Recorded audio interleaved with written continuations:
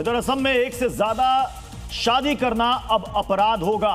राज्य सरकार ने विधानसभा में बहुविवाह पर रोक लगाने वाले Assam prohibition of polygamy bill 2025 को पास कर दिया है।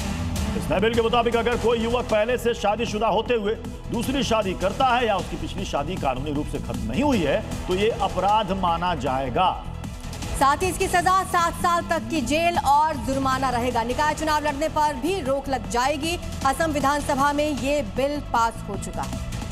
इससे पहले असम सरकार ने बाल विवाह पर सख्ती दिखाई थी और बहु विवाह पर असम सरकार की तरफ से ये बिल पास किया गया है। मुख जिमान पारे रखाई लो, जुने जेनेके पारे रखाई लो और मुख जदि रखाब नोवारे सदনৰ प्रथम अधिवेशनते असमत UCC आहिब। गतिके अखिल गगৈ डाঙৰীয়াৰ दायित्व बाढ़िले मुख रखुৱাৰ दायित्व আপোনাৰ बाढ़िले আপোনালোকে আৰু कष्ट কৰক। पॉलीगेमी पे बिल आया था असम विधानसभा में, लेकिन हर किसी को मालूम है इंडिया में पॉलीगेमी प्रैक्टिस पे बैन नहीं है। इंडिया के कॉन्स्टिट्यूशन ने इसको, हाँ, किसी किसी रिलीजन में इसका वो है बैंड है, प्रोहिबिशन है। जैसे कि हिंदुइज्म में कोई पॉलीगेमी का कॉन्सेप्ट नहीं है, क्रिश्चियनिज्म में पॉलीगेमी का कॉन्सेप्ट नहीं है। ना होते हुए भी मुसलमान में पॉलीगेमी का कॉन्सेप्ट है, इस्लाम में ऑप्शन है।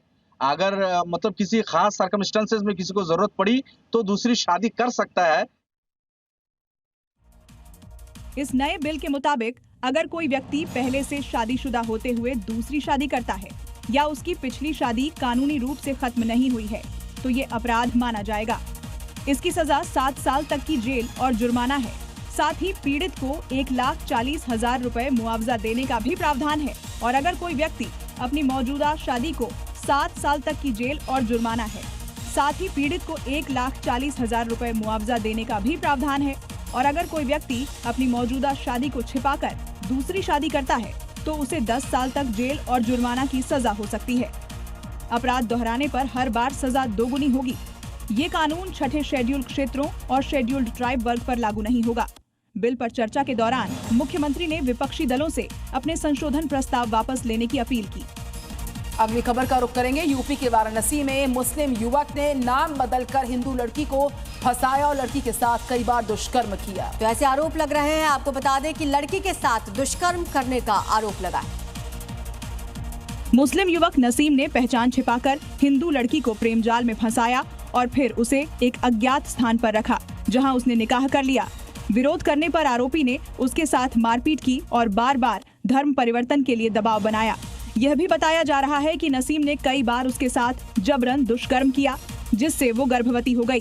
पुलिस पीड़िता का बयान दर्ज कर लिया और आरोपी को दिल्ली से गिरफ्तार कर लिया। पुलिस ने नसीम के खिलाफ दुष्कर्म, धोखाधड़ी, मारपीट तथा धर्मांतरण संबंधित गंभीर धाराओं में मुकदमा दर्ज कर उसे जेल भेज दिया है।